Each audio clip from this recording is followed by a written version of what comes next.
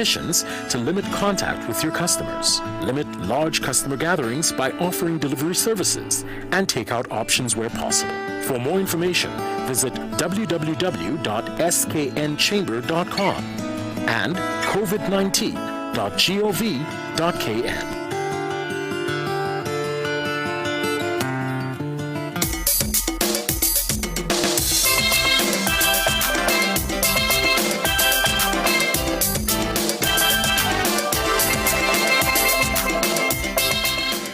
Good morning. Welcome to another edition of Frank and Candid. I am Tony Niles. Good to have you. Let's go to what's in the news. From the UK, the Royal Navy will be dispatched to Haiti to assist with earthquake recovery efforts. The government said £1 million of support would be sent to the country, while Wave-class fast fleet tanker will also support the international humanitarian response. Defense Secretary Ben Wallace said communities in the Caribbean can rely on the Royal Navy to come to their aid when disaster strikes. The tanker will serve as a landing pad for U.S. military helicopters responding to the crisis. And the government said experts from the UK's emergency medical team, the UK EMT, will be deployed to Haiti this week to assess requirements for medical assistance and identify additional support. And out of Cuba, Cuba has passed some new laws, which makes it an offense to propagate information from the U.S., restrict internet access. We will talk more about that in the coming days. Okay.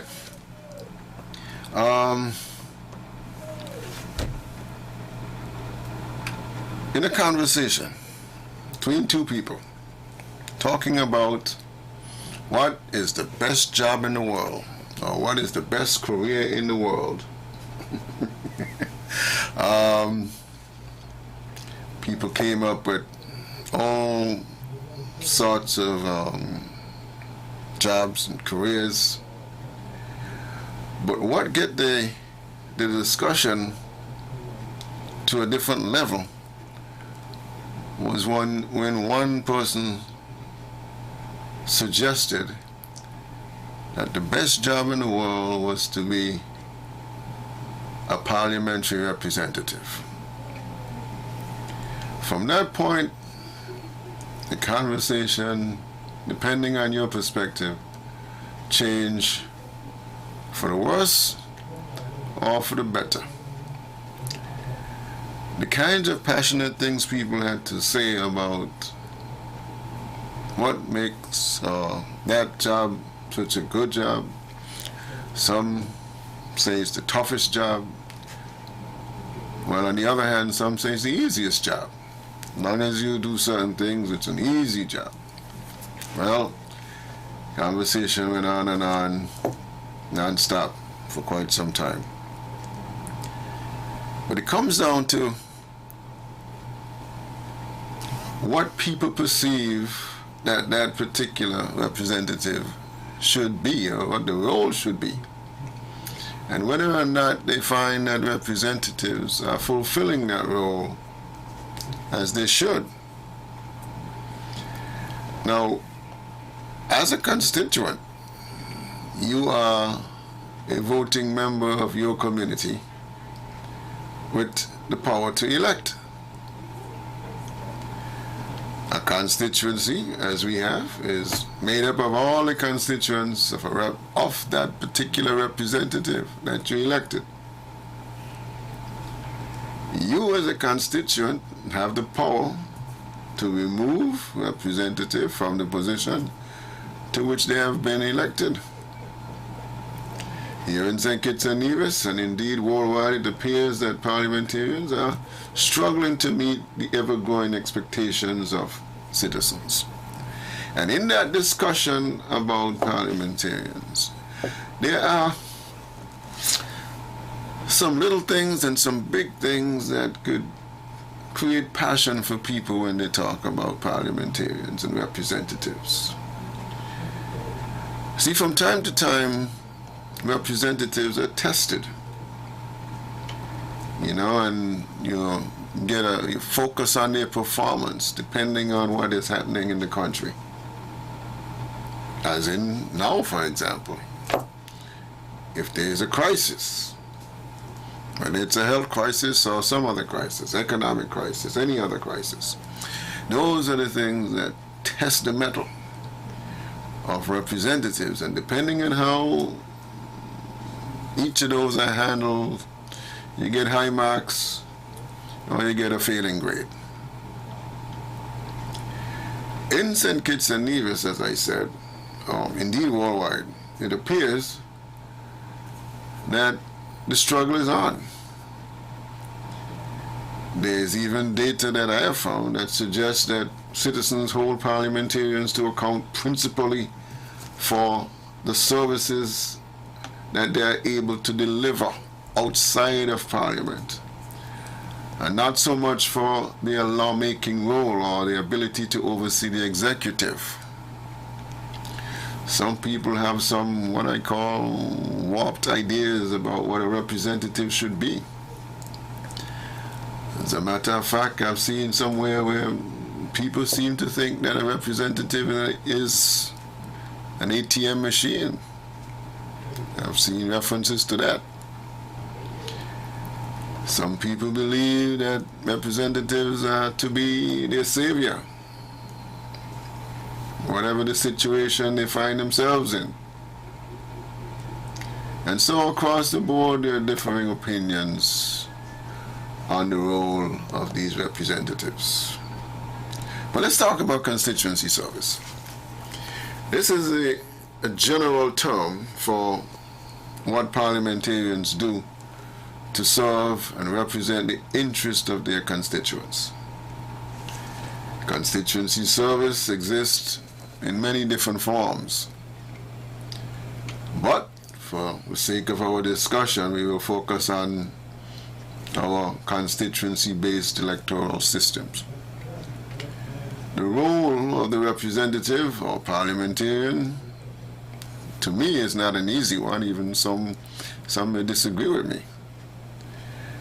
Their capacity to deliver for their constituents is constantly being stretched to the limit and might be taking them away from their parliamentary duties. Now, I am not really making excuses for representatives here. This is just a recognition and acknowledgement of the reality. Now, is that constituency service the most important part of a parliamentarian's role? It is clear that constituency service is important both to citizens and to politicians. Indeed, it is an accepted and expected part of the job. Numerous opinion polls in different regions suggest that the public believes that some form or the other of constituency service is the most important part of an MP's role, while MPs themselves no doubt see the benefit of meeting voters' needs for various reasons, not the least to improve their chances of re-election. So, what are the roles and responsibilities of representatives? At first glance, political representation in a democracy such as ours is a straightforward concept. Roughly every 5 years at the national level, there are elections where we as citizens and residents in defined geographic areas or constituencies choose a candidate and elect him or her to sit in Parliament as our representative. Yet, both in theory and in practice, it's a bit more complex than that. In a representative democracy such as ours, we often speak of our system as a government of the people, by the people, for the people. But in reality, it is not only the people who are represented. There are political parties, there are ideologies, there are business interests, there are unions, and some special interests, right? Just to name a few. They are also looking to be represented. They have something they want. And they may contribute heavily to the campaign to get that person elected in order to have a foot up or a leg up in whatever their interests are. That is, in practice, being a representative and the act of representing is less straightforward than the institutions of political representation, as the institutional norms are clearly defined. In this regard, there's a definition that says that representation is a set of procedures or rules that select people to formulate and legislate the public interest in an accountable way. Representation, then, is the accountable aggregation of all those interests. The Constitution, the standing orders of our Parliament, circumscribe the functions and the powers of the legislature and the actions of those within it. The judiciary then can adjudicate any matter that violates such, of course guided by widely accepted precedents and conventions. On the other hand, however, the roles and responsibilities of the legislators outside the institutions are not so clearly defined, as they are contested and ultimately judged by a more unpredictable populace.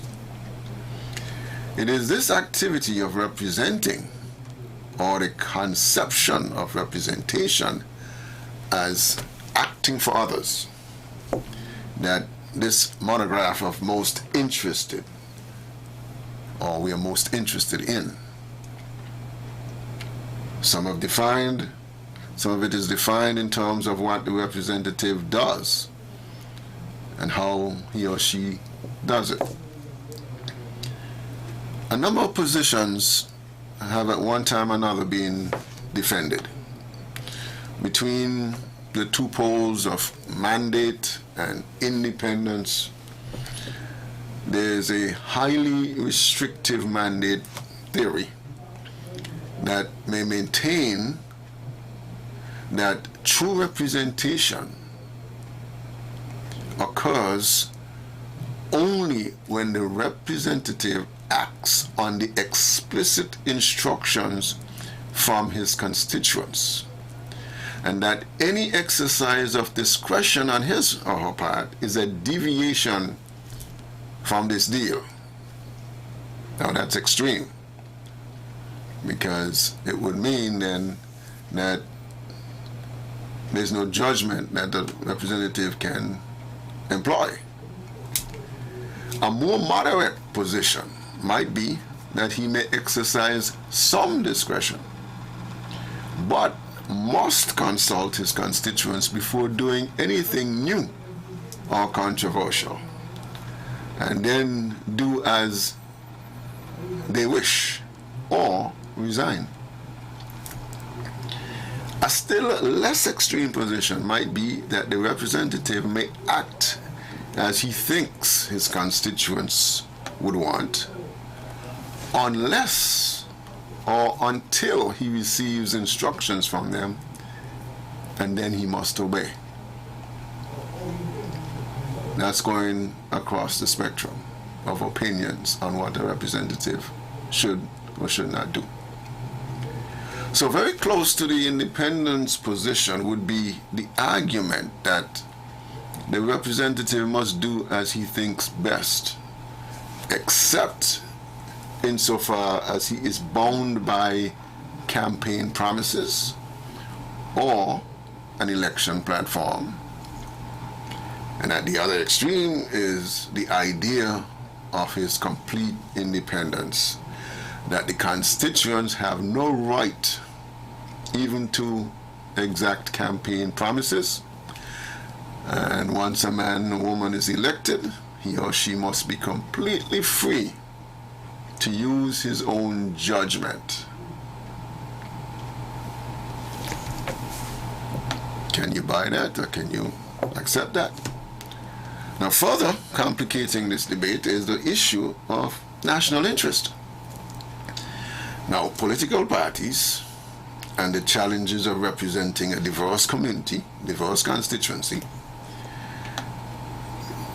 when we look at the mandate theory, that would favor local interests on the basis of the fact that the representative is elected locally, and argue that the sum of local interest, all 11, equals the national interest. On the other side, though, independence theory hold that representatives must pursue the national interest first, as the sum of local interests of all 11 does not necessarily result in national interest.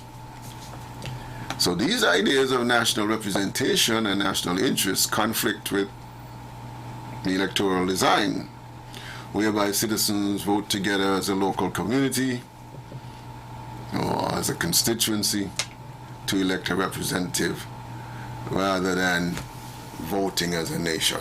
And that's a concept that passes by a lot of people. And that is that we really vote in 11 different elections. We don't really vote as a whole body for a group. So that concept is kind of lost on some people. Yet the parliament is preoccupied with national politics. No parliamentarian really go into parliament having been elected in one of the constituencies and strictly stick to the interest of that community. It becomes national once they are elected. So there's a certain dilemma here for the political theorists in this context. It has been that if a person represents a particular local electorate in the parliament, should they pursue that electorate's interest or the national interest? And given the choice between electorate and nation interest, most members would probably claim that their local electorate is their prime concern. Why? Because ultimately their political survival is based on the electorate's opinion in a constituency. So whatever our opinion on the debate, most of the positions are at the extreme, and the representatives act within an elaborate network of pressures, demands, obligations. Chief among them, his or her re-election. So fundamentally, democratic representation is characterized by regular free and fair elections, with the citizens getting an opportunity to evaluate the good or the bad representation. Yet, doing what a representative thinks is best for his or her constituent does not necessarily guarantee re-election. And re-election does not necessarily mean that he or she who was elected had been a good representative.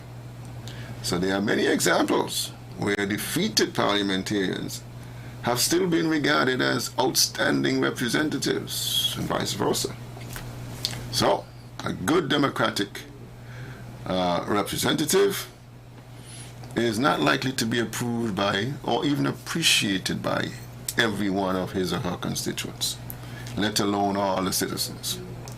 And so my claim is not that a good democratic representative will be valued by every citizen or even a majority of citizens. Rather, my claim is that a good representative will be the unbridled advocate of her or his own constituents. There we have it. That's my thought. 465-2555, 718-577-2916 are the numbers. If you want to weigh in on any of that. So, lines are open, and we will go to the lines if we get a call, or we will take a break and come back on the other side and then take the calls. All right, so we'll take a break.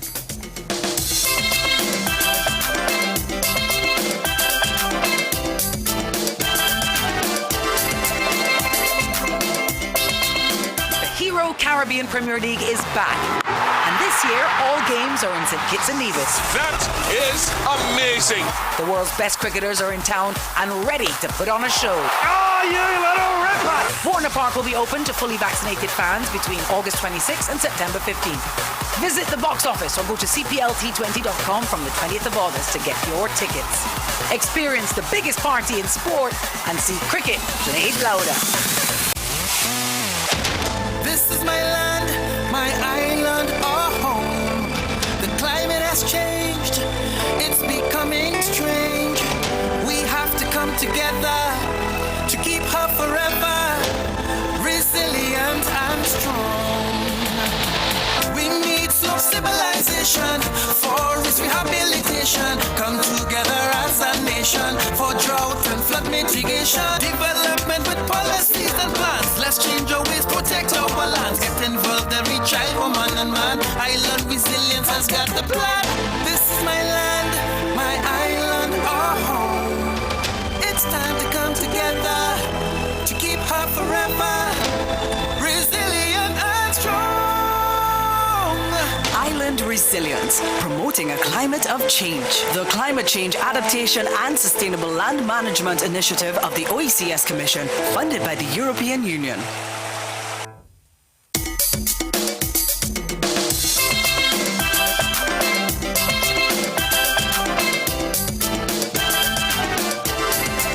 All right. Welcome back to Frank and Candid. And we are moving along here. CPL is on the minds of a lot of us. Officials and some players are already heading this way. Tickets go on sale, I believe, starting tomorrow.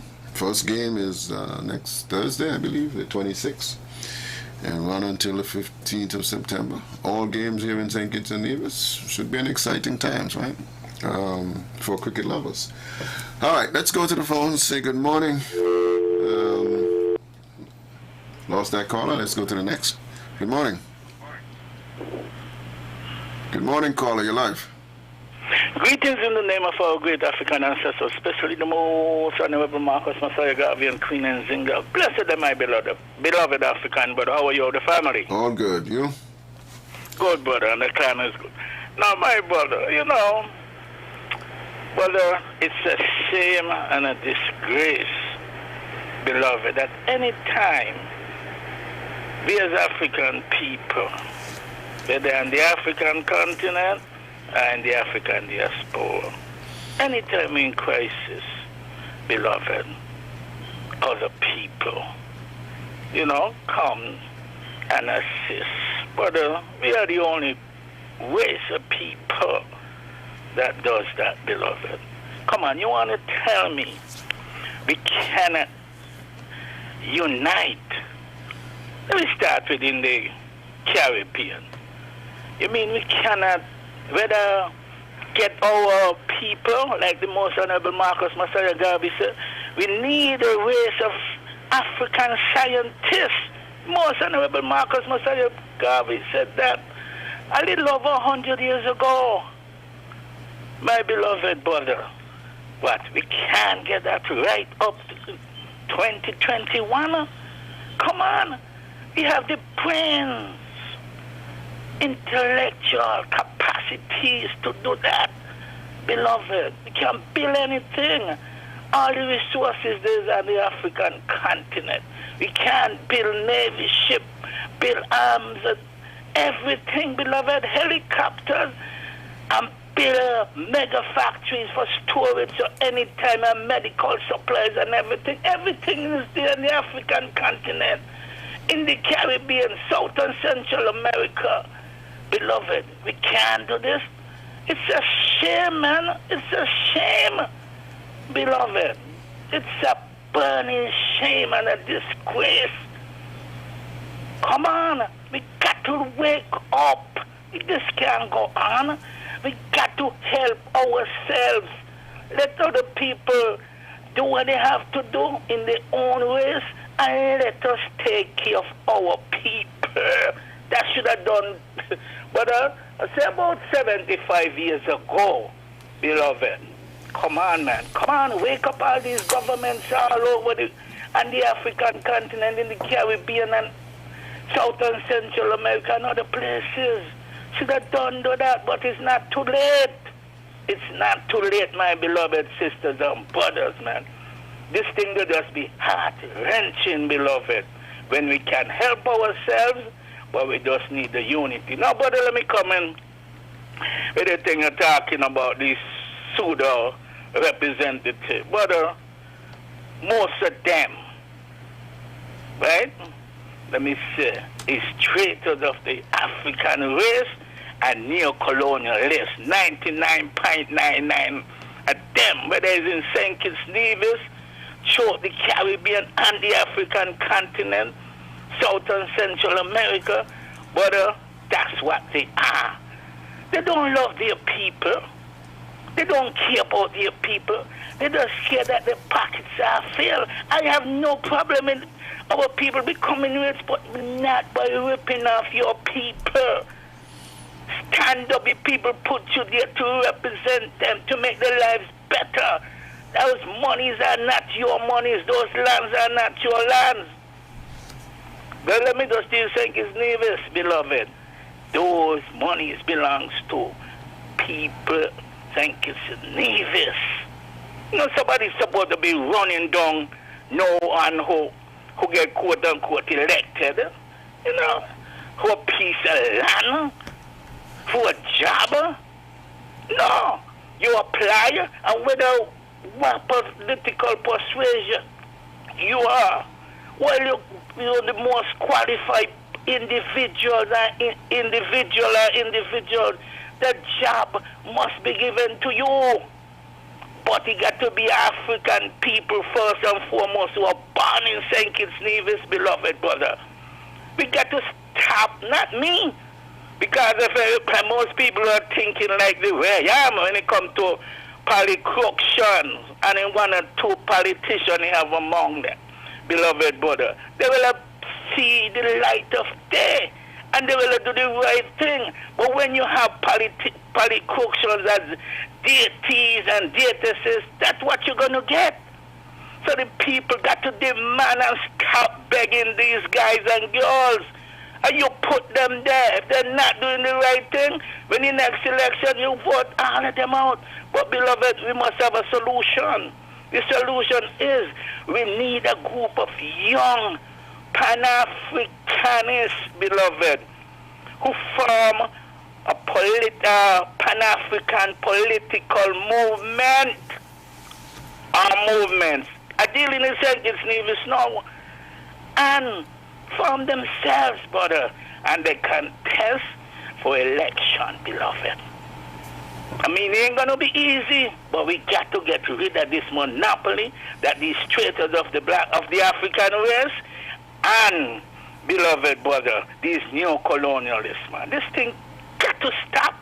Should have done stop, but time is there, but time is running out, beloved. We can't wait until they don't sell off all the land to all kind of people, and our children and grandchildren ain't get any, beloved. So calling on young people, my young sisters and brothers, form a Pan-African liberation movement, deal with politics and other things. Total liberation of African people in St. Kitts Nevis. And from there, we just spread out, beloved. So, brother, thanks again for hearing me. Thanks for the time. Pan-Africanism and Paris. One love, my beloved brother. One love. Some people say we need more young people. Some people say we need more women as representatives. Let's go back to the phones. Good morning. Good morning, Mr. Knight. Good morning. Yes, from your introduction, it seems as if you have come down on the side. You have it open still? Hello? Oh, sorry. Hello? Hello? Yeah, I'm hearing you. Yeah. It seems as though you've come down on the side of constituency representation being prioritized over the national interest. Am I correct? Well, yes. Generally, yes. I don't know that it can be the same sometimes, but... Okay, let's take a... You're representing the people. Let's take a practical case. Yes, go ahead. The distribution of houses. Mm-hmm. As far as you're concerned, each representative is supposed to get as many houses in his constituency as possible, right? And that's his focus. He make the case for that. Right. Okay? But that is what promotes the tribalism.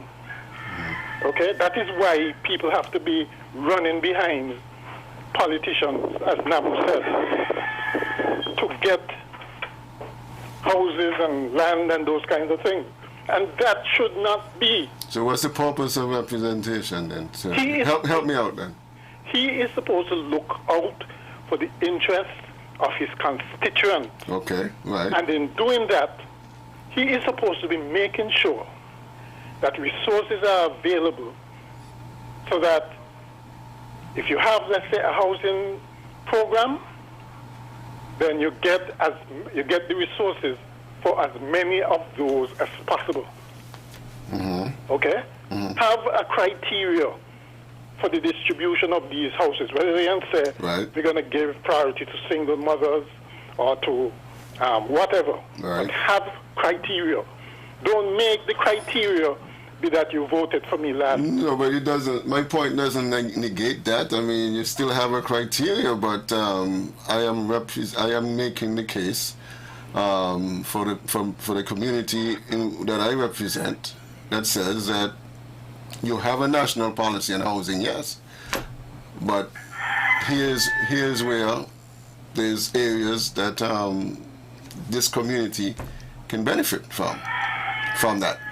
But here you have. So what happens in the case where other areas of the country are more in need of these whether houses or whatever? The representative will make that case that it's more needed, and I may lose out this time around. Do you think that all the representatives in Parliament of the constituencies, do you think they have equal weight? As far as the Constitution says, they do. In practical terms, do you think they have? Do you think that let's say the rep for constituency number 8 has as much weight as the Prime Minister? Yes, as far as the Minister of Finance? As a representative, yes. No, they don't. As a representative, they all do. I'm talking about in practical terms. In practical terms, who hold the purse strings? Well, it doesn't stop him from making his argument in cabinet. Sure, but again, in practical terms, in Parliament. You could argue as much as you want. If I am holding the purse strings, right, I have the final say. So there cannot be equal representation. Right? But in any case, yeah, go ahead. To make it seem that the more things you can get for the constituency, that is what makes you a good rep, as opposed to the more things you can get for the whole country. I think that is what fosters the tribalism, right? And it doesn't have to be that way. But in practical terms, you know, Mr. Nyos, that is what obtains now. Are you telling me that you are in favor of this endless parade of constituents going to their rep, begging for what is really their taxpayer resources, essentially? Do you really think that is the best we can do? You're putting it over that way, but that's not what I'm saying. I'm saying that the representative must represent the community that sent him there. Generally, that's it. That's it. But you're going into all kinds of other emotional stuff. But look at it in practical terms of what happens now. Mm-hmm. Are you saying that that is what happens now? Because you may think or perceive that in practical terms something happens. I'm talking about what it should be. But you live here. Yeah. You know what happens here. Mm-hmm. And I'm asking you a direct question. Yes. Do you think that is what obtains now? I believe the representatives who do go and represent their people will do well. Period. You're avoiding the question, but okay. All right. Okay. It's unfortunate, but I was hoping for a more, can we say, direct answer, because in the analysis, Go ahead quickly. We want to improve on the system that we have, okay? Not keep the status quo, because everybody knows that the status quo is unsatisfactory. And what it seems to me, what you're advocating is just the continuance of the status quo. Okay. That's how I see it. Okay, thank you. Next caller, I'm advocating for representation and good representation. Let's go back to the phone. Good morning, welcome to Frank and Ken. Good day, Mr. Norris. Good day. Let me put it this way. In St. Kitts, there are 8 constituencies. Mm-hmm. Right? Each party, or, you have, now we have 3 parties that are in St. Kitts. One of them would have vie for 2 seats, or 3. They won 2 out of the 3 that they vie for. Mm-hmm. The others, the other 2, one would have contest all 8, they win 2. The other one win 4. But the two of the parties in St. Kitts are in a collision. You're telling me, or the caller is trying to say that those candidates that won the seats, none of them was appointed. They won their seats. They put the case to the different constituency that they tried to represent. The people elect them. Mm-hmm. Is he saying that one candidate has more power over another?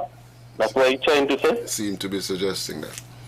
Because you watch this guy, right? What I see with this guy, don't care what the topic is. He is trying to. He's doing. He want to make it out to be a Timothy topic. Don't care. You could be talking the gospel, the Lord Jesus Christ, but he is going to find a way to interject Timothy Harris into that conversation. Or maybe 1st and 2nd Timothy. Well, I was hoping he would say that. He ain't saying 1st and 2nd Timothy. He say, it's Timothy Harris. Oh, okay. And the Bible ain't say 1st Timothy Harris. He say 1st and 2nd Timothy. Okay. The same thing. Timothy 1, Timothy 2. Mm-hmm. But look at whatever the conversation is. He is going to bring it down to Timothy. You're speaking about Candid representative, vying for things for their people, making a case for things for their people. And he's telling you, if you think all the ministers are the same way. Yes, all how we won for contest different constituency, and we won in the constituency. So who's going to think? Why he didn't ask you if the candidate for number 8 got more power over Sean or Mr. Grant or Jonel or Akila? Mm. Okay. The guy must say, man. If he having an issue with Timothy, ask Timothy to have a meeting with him, either half year or an year somewhere, and talk about Timothy. You only trash out whatever I got. come every time on the front radio station and try to make a case about Timothy. We know everybody out here, we see what Timothy do or what he not do. So you don't want to make no case for nobody. Thank you. Okay. Lost that call? Okay. Let's go back to the phones. Good morning, welcome. Good morning. How are you? I am well. Well, I'm here to big up my daughter, Vandisha, and her birthday, but I'm here to say something. Good morning, wherever you are, Timothy Harris, Sean Richard. Watch here. The unity government is doing good. I don't care what nobody says. You understand? They are doing very good. Timothy, I love you, Sean, I love you. Okay. All right. Let's go back to the phones. Good morning. Welcome to Frank and Candid. Good morning, Brother Tony. Good morning. Well, Brother Tony, I listened to your opening statement. To be truthful, that elected representative, sometimes that they're taking up some time with the work and the portfolio. I heard many people calling about it already. That they should get somebody in just the constituency, you represent your constituency, like somebody who work in the community or come around the constituency and ask what the problem is, and then we report back to the elected representative. I forget what I call it. Let me say it.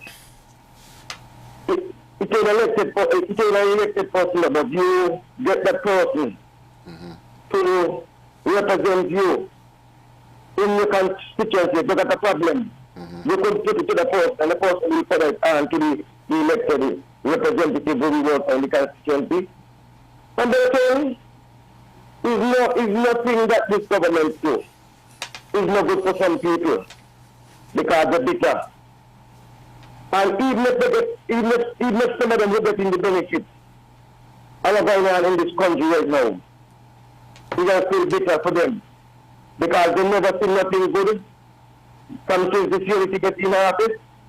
The more they try, the more them to the people try to bring them down. So because the Islam, you ain't got to follow them because the majority of the people in this federation are simply they know that the unity government are doing well and doing well for the ordinary man and woman in the country. Look at it. Minimum wage. Step up to a living wage. Because people want $200 a month. Under $300 a month. Getting $500 a month every month to make the household. That never happened in history in the kind of government in the federation yet. So Brother Tony, you will always get them talk and all the rest of them. But I applaud this government to continue. If they don't want to continue and they want to go individually in the party, that is their business. But I believe that the unity government is trying the endeavor best. And no government in the federation has simply clean it. Never come with no good plan and no good idea like this. Look at the whole of there. After them. Look at the PLM main road. Look at the brand, the pier. Only because of the pandemic coming. We economy will be top of the world. And people now ball and say now for the negative things. You know that what's going on in the world right now, COVID, is the situation right now. But they're taking COVID and making a political marriage out of it. Let's say that is the government create COVID. But the only one before because this situation has been given me. My mother always told me, look for the black sheep before night come in. And I never know. I said, Mommy, what do you mean by that? But when I go to Amsterdam and I get to understand, I make sure all my sheep them are white. So, Brother Tony, all right. Yes, ready. Okay. Got a caller? Okay. Good morning. Good morning, caller. Good morning, Mr. Niles. Yeah, you got a radio in the background there? Hello?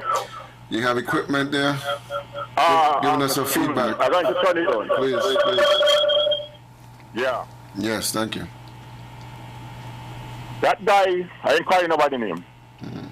That guy we're always talking about Africa. And another one come on behind him.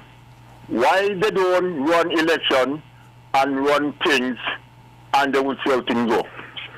They always coming on criticizing what government doing and what government not doing. Why they don't run election? Why they don't put some money where the mouth be? They always banging them out criticizing. They ain't see all over there, Madeline.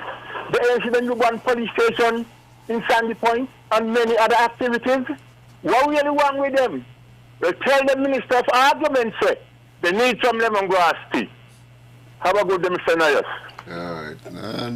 They're okay. They can criticize. They are criticians. Don't worry about that. You can also disagree with them. Back to the phones. Good morning. Welcome. Good morning, Mr. Knight. Good morning. I'm not quite sure when in this political sphere that a manifesto will have come to the fore.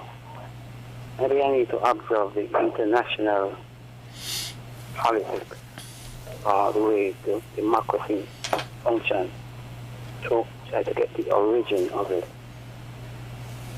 But a manifesto might be influenced by the demands of the people, especially in terms of social demands. And at that time, those that put themselves up for representatives, individual representatives of constituencies, I'm not sure what influence they would have had on the final manifesto going forward, so that the constituents can glean that manifesto and say, well, I'm satisfied or not. But in this dispensation of politics, I think the constituents need to have a more say as to how that manifesto will entail when we glean from it.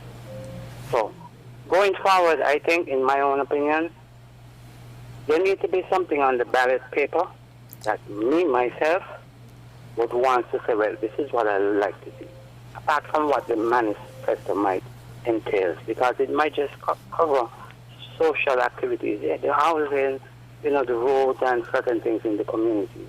But there are other things towards what politics is today. And we need to see all of these things reflected from, let's say, their manifesto that is coming towards the constituents and what the constituents require. And it doesn't have to be just a political party where we garner this type of support to put forward, but it could be right across the political line in that constituency where both NRP, you name it, political parties, members of those parties weigh in and put something forward, because eventually the benefit will be all of us. And so I would like to see something like that going forward, so that we, the people, will have a say, and then, at the end of the day, you'll hear people say, oh, you voted for that, with only one lopsided other thing, like from the manifesto. If someone said to me, I voted for that, I should proud to say, yes, I voted for it, because it came from my perspective also. So I would like to see something like that going forward. Thanks for listening. All right. When I talk about representation, I am really speaking of it in general, and I don't want people to go down the road of representation as being only those in government. I'm talking about representation across the board. All 11 representatives should advocate for the people they ask to send them to Parliament. And you could advocate whether you're in government or you're not. You're still in Parliament, and you can make your case. You could approach government. You could prepare a document to send to government. I believe in that. I still believe that even if I'm on the opposition bench, I was elected as a representative and has a voice to represent those people who elected me, and should advocate in whatever the form may be for the improvement or for things that has to do with that constituency. That's just me. Back to the phone. Good morning. Welcome. Yes, Mr. Niles? Yes, sir. That again shows the difficulty with what you're advocating, right? Maybe but difficult. Again, in practical terms. Nobody said it's easy, buddy. No, not even easy, impossible. Okay. In practical terms. Go ahead. You would never ever have an opposition representative being able to get resources for his constituents. But wait, hold on a second. What you observe, what is happening now? Hold on a second, Carl. Let me ask you a question before you continue. I'll give you the time to continue. You're saying that will never happen, but my point was that does it prevent you from completing your role as a representative and doing the things you believe you should do as a representative? Should you advocate for it still? Well, you could advocate for it all you want. Or should you just say, so then should I say I'm elected and just, it's not going to happen, so I'm not doing anything? You can advocate for 1,000 houses in your constituency, but you think you're going to get them if you're in the opposition? Therefore you shouldn't. That's what you're saying. That's what you're saying. Does that make sense to you? You don't know if it will happen, so you're just assuming it won't happen. You're assuming that. Look at what happens on the ground. Don't you observe that what happens Continue, here, finish up, go ahead. Yeah, what happens here, they've introduced this, what they call caretaker system into our politics, where even though you're the representative, the so-called caretaker, because they are probably going to be your competitor, right, have more access to the government than the actual representative. Do you think that is how democracy should work? It shouldn't be like that, and we know it. And we cannot live in a country where one constituency is super rich and another one is super poor. That is not looking after the interests of the constituents for any constituency. And that is the prime purpose of a constituency rep, to look after their interests, not to supply them with $1 million each. They look after the interests of their constituency, and if that entails getting resources that help other constituencies as well, that is what they're there for. Stop, and you know, this basically allows too much pork barrel type politics to control our politics, and that is not the way to go. Like I said, it ends up being more tribalistic, right? We have to look at national goals. That's my point. Okay. Okay. You know, the caller made a point earlier about who controls the purse and which constituency and which representative is the PM and controls the purse and all that. And that led me to the thought that, you know what, it is said that one of the poorest constituencies in St. Kitts and Nevis of the 11 is number 6. And the representative of number 6 was the PM and controlled the purse. So where is the point here? I don't know. I'm just saying that you have to be a good representative, whatever side you're on. Because just being in the government side don't make you a good representative, because your constituency can still suffer even if you're in government, if you're not representing those people. Let's go back to the phones. Good morning. Welcome to Frank and Candid. Caller, you're live. Yes, good day. How are you? I am well. Okay. Let us take the issue of discussion into its proper context. Now, according to our democratic system of governance, it is said that we are following the Westminster system. Now, according to the constitutions that we have coming out of that system, over the years, there are persons who have said that there is too much power invested in the hand of one man, which is the Prime Minister. Okay? He can make and break. He can make or break.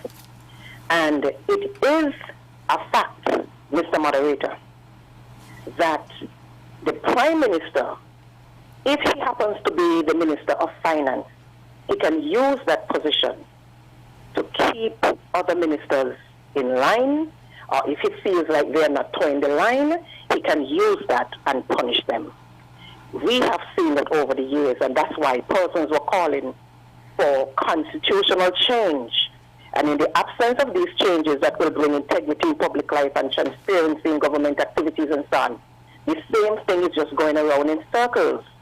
And what I am saying, to conclude, if a minister or another representative to the minister, he feels like maybe he is not supporting him wholeheartedly on certain things, you think that the Prime Minister, and I say Prime Minister, okay, I don't want nobody come say, I say Timothy, so everybody taking these things in politics. I'm looking at a mature discussion.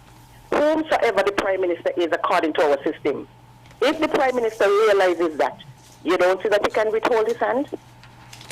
And when it comes to allocating whatever monies, he can allocate, so much can be allocated to that particular ministry where it makes no difference.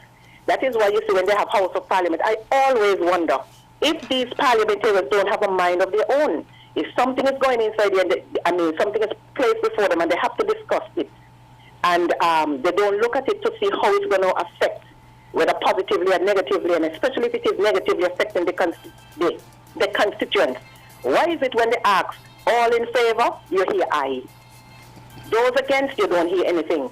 So why does it mean that all parliamentarians must support a bill, whether it affects the constituents negatively? I always wonder why. Why? You know why? Because if they don't toe the line, they can be punished. And there are representatives for thing over the years who have done very little for their constituents. And there are some persons in constituencies who continue complaining and making the same quarrel every time, year in, year out. They're balling and they're balling and they're balling because they ain't getting nothing done. Why the constituencies say yes. Thank you. Gotta go. Position of the Prime Minister, he can punish ministers. All right, I gotta go. Thank you all for your input. As again, I'm saying, representation is representation. And to the caller's point, there have been 2 representatives in Parliament who did not support their own government when it came to a number of issues, just about back in 2014, somewhere there. We'll be back tomorrow with much more, right here on Frank and Candid. I'm Tony Nias. Have a good day.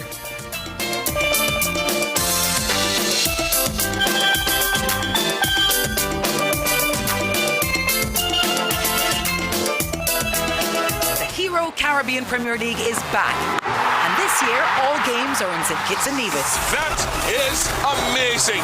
The world's best cricketers are in town and ready to put on a show. Oh, you little ripper! Warner Park will be open to fully vaccinated fans between August 26th and September 15th. Visit the box office or go to cplt20.com from the 20th of August to get your tickets.